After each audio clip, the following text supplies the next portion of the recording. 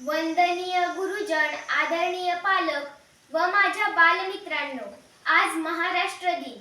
105 हुतात्म्यांचे बलिदान दिल्यानंतर मुंबईचा समावेश करून 1 मे 1960 रोजी महाराष्ट्र राज्याची निर्मिती झाली. महाराष्ट्र म्हणजे महान राष्ट्र. सह्याद्रीच्या डोंगर रांगा, महाराजांनी उभे केलेले गड किल्ले, अजिंठा वेरूळची लेणी, कोकणचे मनमोहक सागरी किनारे, कितीतरी गोष्टी महाराष्ट्राच्या वैभवात भर घालतात. महाराष्ट्राचा सुवर्णमय इतिहास आहे, वैभवशाली परंपरा आहे. संत ज्ञानेश्वर, संत तुकाराम, संत मुक्ताबाई या संत महात्म्यांनी भक्तिभावाचा मार्ग दाखवला व अहिंसेचा, त्यागाचा संदेश दिला.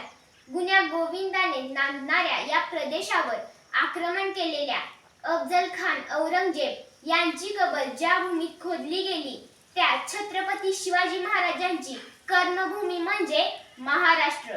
धर्मासाठी, स्वराज्यासाठी ज्यांनी आपले बलिदान दिले ती छत्रपती संभाजी महाराजांची जन्मभूमी म्हणजे महाराष्ट्र. लोकमान्य टिळक, शाहू फुले, आंबेडकर यांनी ज्या राज्याच्या जडणघडणीसाठी आपले मोलाचे योगदान दिले ती मंगलभूमी म्हणजे महाराष्ट्र. ज्यांनी इंग्रजी सत्तेला आव्हान दिले त्या क्रांतिसिंह नाना पाटील, वसंतदादा, जी.डी. बापू यांची संघर्षभूमी म्हणजे महाराष्ट्र.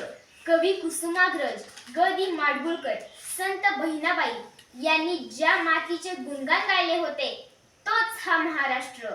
आपल्या मधुर आवाजांनी ज्यांनी जगाला प्रेम, आनंद व शांती दिली त्या लता दीदींचा हा महाराष्ट्र.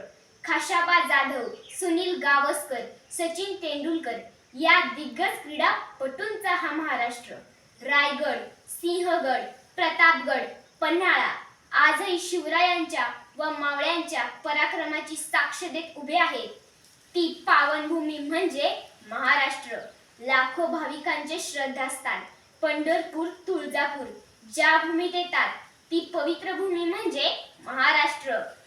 जगायला शिकवणारी मुंबई, शिक्षणाचे माहेरघर पुणे, कुस्तीची पंढरी कोल्हापूर, महाराष्ट्राला समृद्ध बनवणारे कोयनानगर अशी कितीतरी ठिकाणे महाराष्ट्राला एका वेगळ्या उंचीवर नेऊन ठेवतात.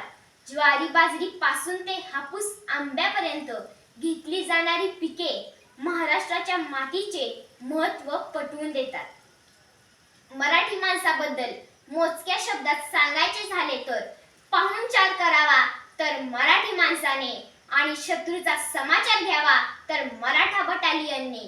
अशा सर्वगुण संपन्न महाराष्ट्राच्या भूमीला मी वैष्णवी मांडके अंतःकरणापासून वंदन करते व माझे 2 शब्द थांबवते. जय हिंद, जय महाराष्ट्र.